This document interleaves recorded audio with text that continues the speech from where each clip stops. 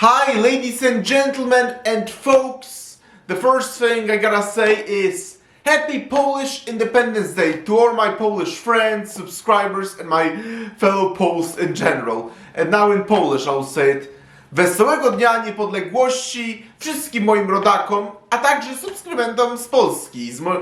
Z Polski. I pamiętajcie wszyscy, jeszcze Polska nie zginęła, póki my żyjemy. So, yes, now I just wished the Happy Polish Independence Day in Polish, and I will have to say this. And by the way, to my American friends and subscribers also, Happy Veterans Day. But yes, because today on November 11th is Polish Independence Day, and of course, we are concluding our The Witcher marathon with The Witcher 3 Wild Hunt. And The Witcher 3 Wild Hunt, I mean, the first two Witcher games are amazing, but The Witcher 3 Wild Hunt is a whole other beast. And it's actually one of those few video games where I have a couple different copies, including the PS5 version and PS4 version, but I also do have the PC version. That's actually the very first version I played. But The Witcher 3 Wild Hunt is actually a perfect contender for a greatest video game of all time. And it's both agreed among video game fans as well as critics, especially that the game actually came out like during the last days where video games were still judged by critics by their quality rather than by whether they have any political agenda or anything. But yes, The Witcher 3 Wild Hunt is just a perfect contender for the greatest video game of all time. Have you ever heard gamers saying that it's just so hard to pick your favorite video game of all time? And I have a very hard time picking mine, but The Witcher 3 Wild Hunt is most certainly a perfect contender at the very least, because The Witcher 3 has everything with fantastic and engaging and fun gameplay, as well as amazing storytelling with compelling and well-written characters, as well as the greatest and most immersive open world in video game history, and so many awesome side quests and different things to do. The graphics in this game are so amazing and such a big upgrade from the first two Witcher games. The graphics in the first Witcher objectively do look very dated. They are much better in The Witcher 2 Assassins of Kings, but in The Witcher 3 Wild Hunt, they're just gorgeous and beautiful. Like, this game just looks so good. It did back in 2015 and it has aged so well. It actually looks so much better than plenty of modern video games. It's such a convincing world that makes you so easy to immerse yourself in it. Long live Eccentrics. Let's talk first though about the story of The Witcher 3 Wild Hunt, because the story is super amazing and so well written. It's actually a perfect contender for the greatest story told in video games, and not just in video games, but one of the greatest stories told in all of fiction ever. And while I did say that there were ways in which I felt that the story of the first Witcher was slightly better, particularly when it came to the main villain, but overall I still think The Witcher 3 has an overall better story, even if there were some individual elements that I did prefer in the first Witcher. I already been saying, I think all three Witcher video games have some of the best video game stories ever told, but The Witcher 3 has by far the best of the three. It's on a whole other level. I just said it's also one of the greatest stories told in fiction. I love how it blends a fantasy setting with a complex moral dilemmas and such amazing and compelling characters. I guess you can say the world of The Witcher has a high fantasy of Lord of the Rings and plenty of gritty violence and political intriguing and bloody gore of Game of Thrones, with a complete medieval Polish flavor. Geralt of Rivia, having finally regained his memories from the books, now seeks to find his adopted daughter Ciri, as well as his former love Yennefer. Ciri is being pursued by the Wild Hunt, who have really sinister plans for her. And Ciri is such a fantastic character, and there are sections of the game where you take full control as Ciri, likely to make you far more invested in her character, and it's so well done, such a smart idea. Ciri is one of my favorite female video game characters. Actually, possibly my favorite female video game character ever, actually. And there are so many other fantastic characters, including Geralt's two love interests, Triss and Yennefer, each with their own amazing character arc, with Triss wanting to free the mages of Novigrad, while Yennefer also wanting to find Ciri, whom she sees as a daughter just as Geralt does, and apparently it's actually all more emotional if you read all the books. And even some minor characters such as Bloody Baron or a witch Keira Metz are better written and get a better character development than a lot of major characters in a lot of modern stories. Actually, probably almost all modern stories, actually. Bloody Baron actually is literally one of the most complex and morally ambiguous characters in any fiction. And I still, to this day, debate if I find him to be good or bad and if he deserves sympathy, which I do actually feel for him anytime I replay the game, but the question is, does he deserve any of it, actually?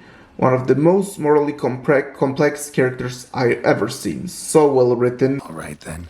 I'm willing to hear your side of the story. The Witcher 3 contains plenty of other super amazing characters as well, such as, for example, Eskel, the mentor of the Witchers, as well as Witcher Lambert, and seeing Geralt just interact and care more and with all the other Witchers is just so amazing. In general, the dialogue in this game is so well written, and just often hearing the conversation between the two characters is often never feels boring. And because in plenty of the story-driven video games, you do sometimes get this feeling of just I just want to get this over with so I could just get back to playing the game, but that's not the case in The Witcher 3.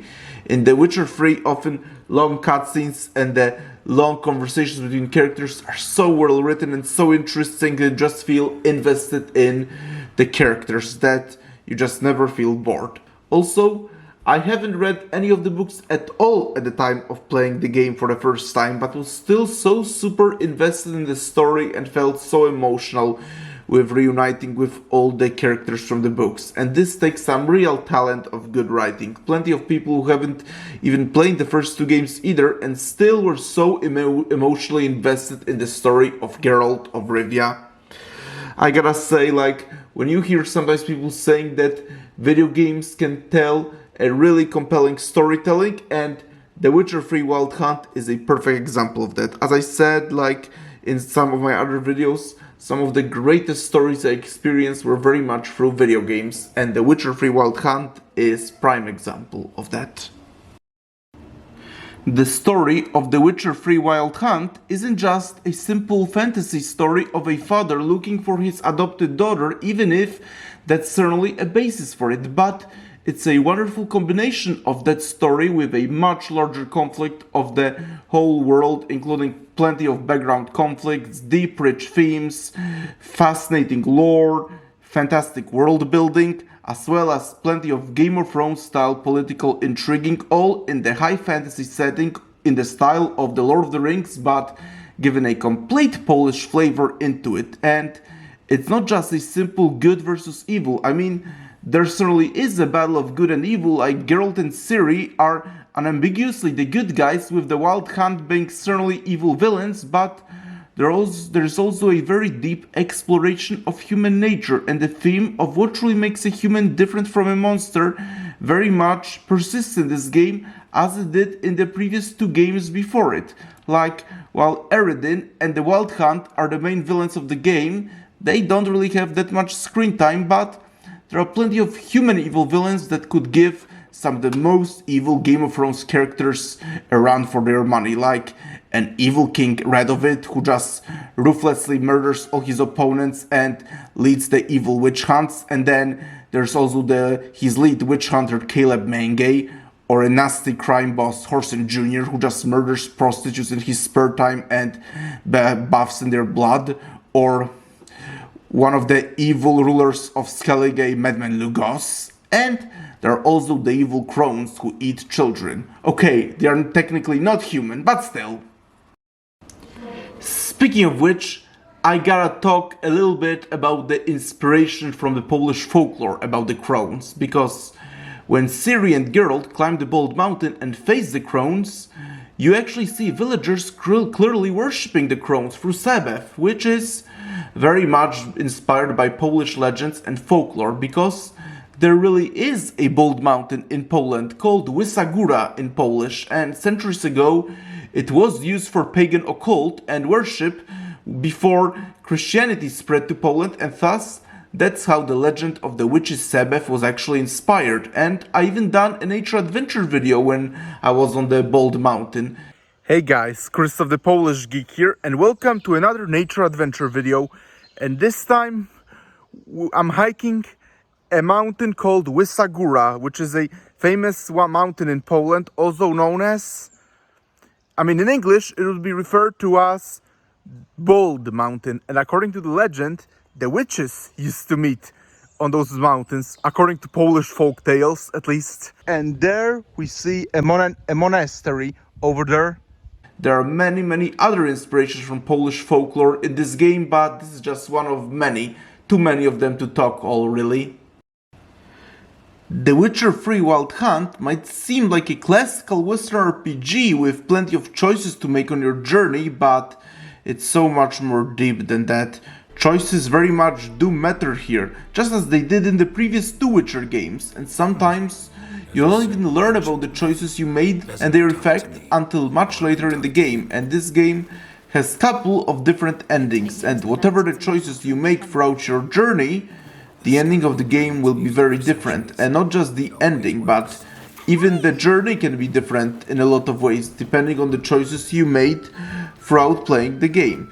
But I'll give you just one of many, and I mean many examples of a choice being important. Like, as Geralt, you can romance either Triss or Yennefer, and you can even do both, and I admit I do it. Because why limit myself? Like, both ladies are so lively and hot, so why limit myself to just one of them? And also, love making my Geralt a little of a Casanova, and they will have their revenge this way, and invite Geralt only to humiliate him, but it's kinda funny scene actually. Got what I deserved. Should have known it was too good to be true. You certainly should have. Oh, Geralt. How little you know about women. Depending on the choices you make throughout the game, the ending can actually be very different from either a very happy ending or a very sad ending. Still, as I said, the choices do very much matter here, and depending on what choices you make throughout your playthrough, it can be an entirely different experience playing a game on your different playthroughs. And I don't think any game has handled choices as good as The Witcher 3 Wild Hunt. Perhaps not even the previous two Witcher games, which also handled choice amazingly well, by the way. Then you'll die with them. Kill them all.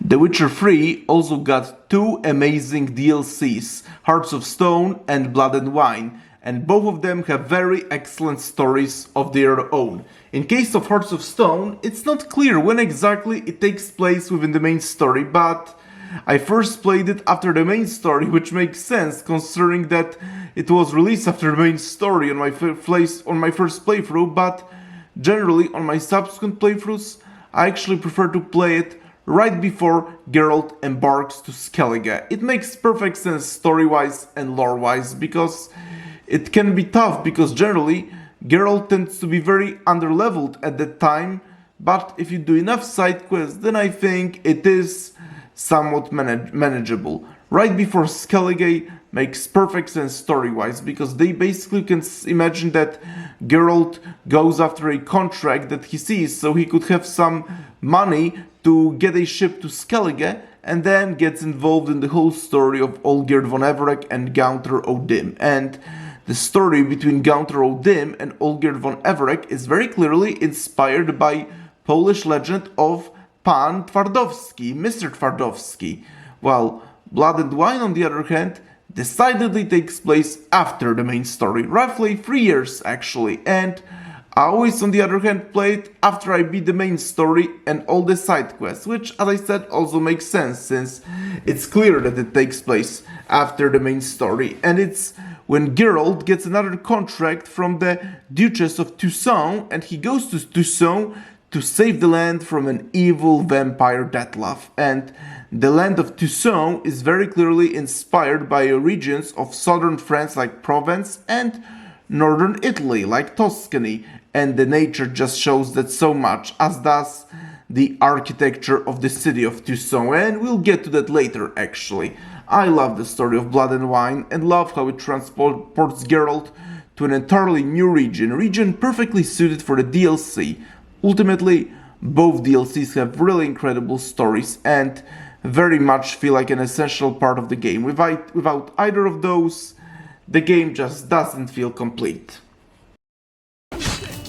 I gotta talk now about one of the most important things in The Witcher 3 Wild Hunt, which is the immersive open world. Like, it's a gritty, dark fantasy world that truly feels alive, full of different, beautiful environments, as well as plenty amazing stories, political conflicts, very deep, rich lore, and so many amazing characters. It is a medieval fantasy world that's completely unforgiving and dark, gritty, full of violence, political intriguing, and dangers. It's a medieval fantasy, but of course, very much based specifically on medieval mythological Poland, although the world now is expanded and there are also regions of Skellige and Toussaint, which are based on different medieval European countries, but we'll get to those later. I actually already spoken a little bit about Toussaint when I spoke of the Blood and Wine DLC. I think The Witcher 3 has the greatest and most immersive open world in any video game history, with so much attention to detail, beautiful looks, diverse environments, and generally feeling like a real world that you truly and authentically get transported to.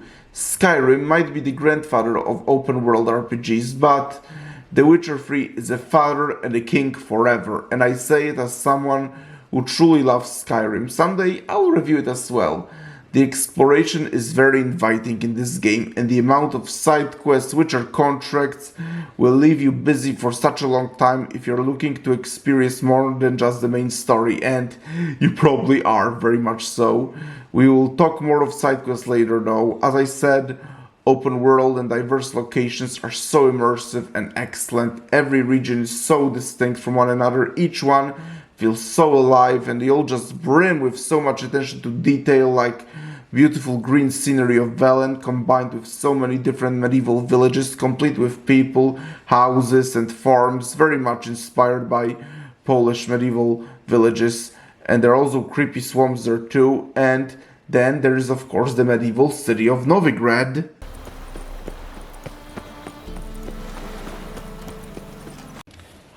Medieval city of Novigrad is so amazing, and it feels so real and is filled with so much rich history and lore. There's just so much to explore in Novigrad alone, and the alleyways feel so much kind of like they would feel in actual real old Polish medieval cities. Medieval buildings, explorable homes, markets with foods, bars, brothels, different people walking around the city talking to each other. Like, the attention to detail is just so stunning, and the architecture is amazing and very much inspired by real medieval Polish cities such as Kraków, Gdańsk, Toruń or Szczecin.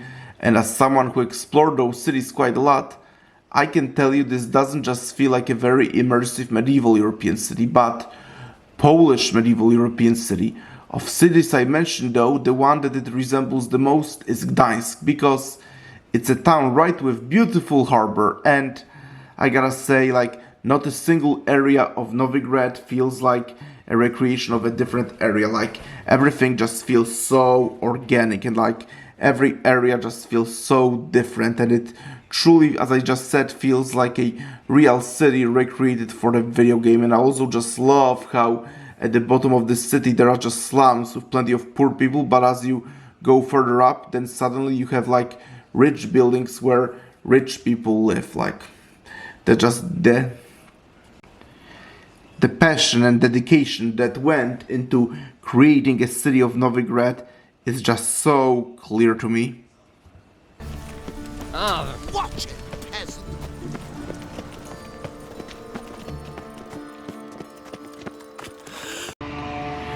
I constantly keep saying how the world of The Witcher is very much based on mythological medieval Poland for the most part, but The Witcher 3 adds two new regions based on very different European parts, Skellige and Tucson. I love that. That makes the world feel so much bigger, containing different distinct cultures. Skellige is very much based on Scandinavia and Viking cultures and Norse mythology, and even the characters from Skellige even keep mentioning the Norse gods, or at least different versions of them from their religion in The Witcher 3, although clearly based on Norse mythology. And one of the bosses in Skellige is an ice giant who perfectly fits with the Norse vibes of the setting, because yes, the world of The Witcher 3 as a whole, again, it is inspired very much by mythological medieval Poland, but Skellige is as if Polish people boarded a ship and went to Scandinavia. Though the nature and landscapes of Skellige are also in many ways actually very much reminiscent of the Scottish and Irish Highlands. And Tucson, on the other hand, which only comes in the Blood and Wine DLC, is mostly based on France and Renaissance Italy. And I love that too, because I love France. That's where my sister and her kids live. And still, while culture and names are very much based on France, architecture though is, just as I said, far closer to Renaissance Italy, and the natural environments in Tucson, on the other hand, are very clearly inspired by Provence region of France and Tuscany region of Italy.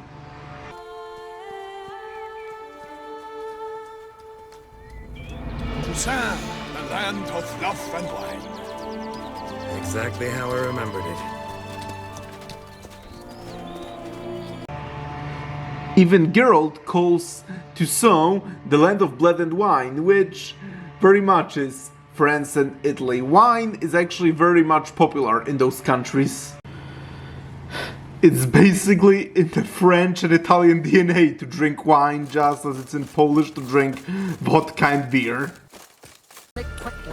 Still, while no doubt all the environments do look very beautiful and stunning, they aren't just there to look amazing. Whole open world feels so organic, and everything very much feels very relevant to the story and lore. It's clearly very much a fully realized world before the creation of the actual game.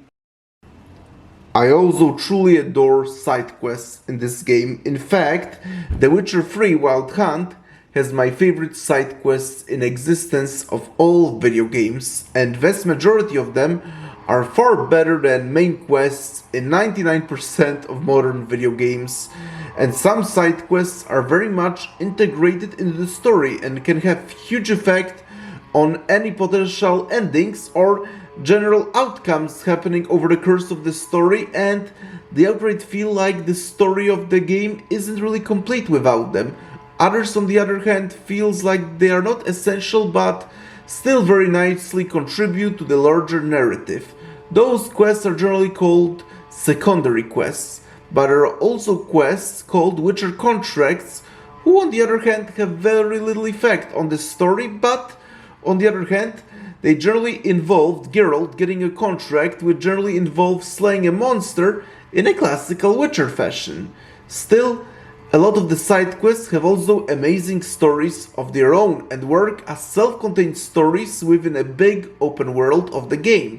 Like, there is Colonel Sin's side quest, which is basically a thriller mystery of fighting a very sadistic serial killer within the dark, gritty fantasy world. And there is also a side quest in DLC Tucson, which involves signing up for a tourney and gaining an audience with a beautiful cursed young woman and lifting a curse from her. Then do so, now. And do it quickly, I beg you. I shan't resist.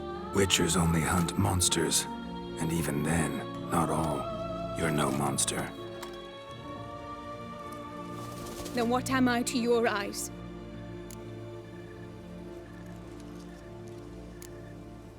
Most likely you've been cursed.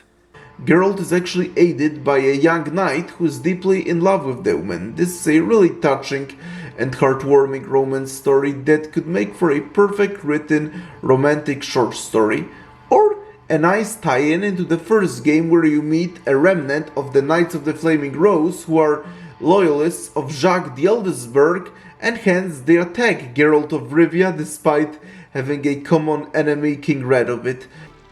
I know you. You're Geralt of Rivia, Jacques de Oldesberg's killer. None other. And if I had to go back, I'd do it again.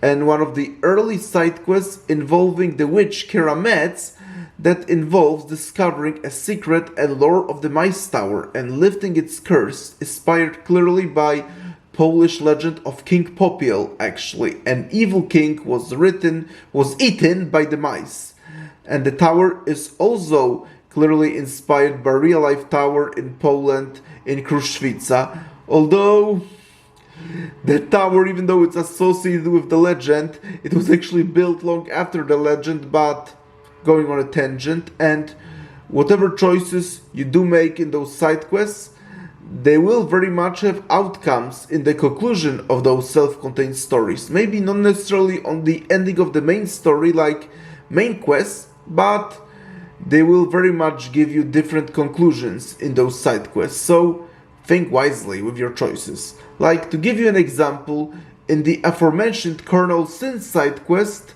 there is a red herring, an evil priest torturing a human, and you have a choice to either kill him or hear him out and learn that he actually isn't the serial killer that Geralt is tracking. I still do choose to kill him afterwards anyway. As Dandelion said, Bastard deserves it. Then you'll pay again. For her, for all the other women you've tortured. You'll never learn.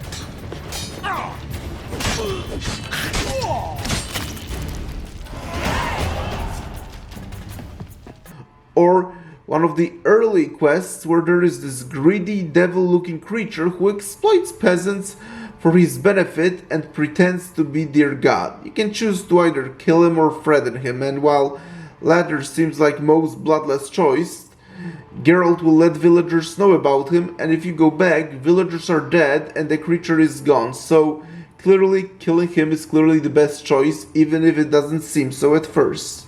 Still, side quests in the game are awesome, and just losing yourself in doing side quests instead of the main story is just so easy in The Witcher 3.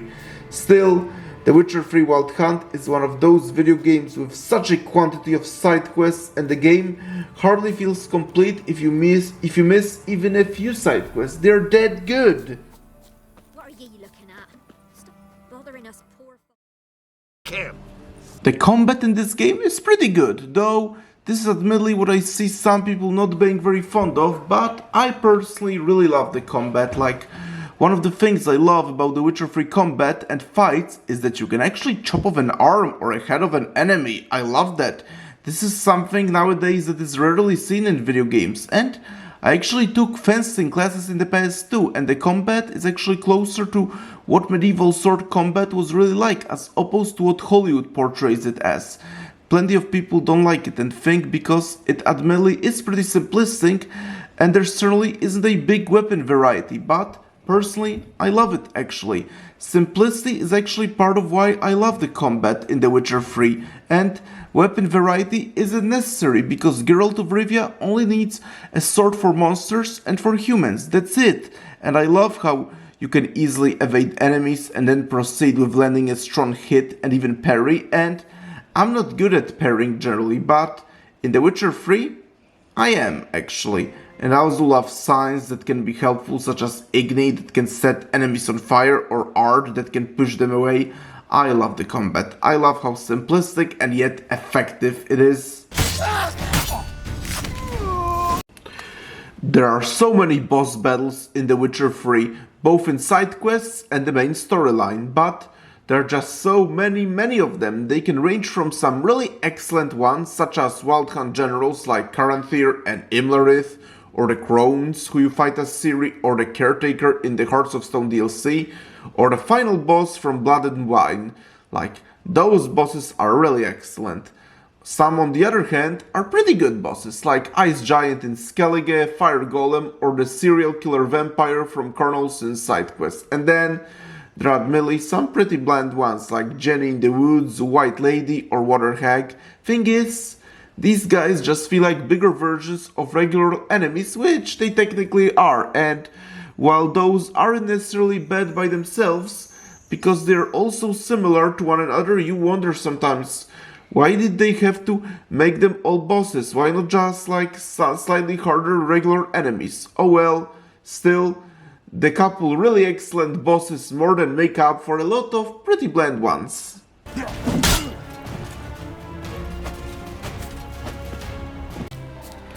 I already been talking how fantastic world building of The Witcher 3 is, but I'll also say this. The deep, rich, immersive open world of The Witcher 3 Wild Hunt doesn't even feel as a setting for a compelling story, but a very essential part of it, and it's practically completely interconnected with it, which makes it feel so real and authentic, and you don't just feel like you're playing the game, but you're outright part of it. You're outright part of this fantasy world. In general, I just love to roam around the beautiful immersive world of The Witcher 3. Sometimes it's just fun and relaxing to just roam around either on roach or on foot and just listen to the great music and further immerse yourself in amazing visuals, beautiful landscapes, massive, believable, organic open world, and just explore.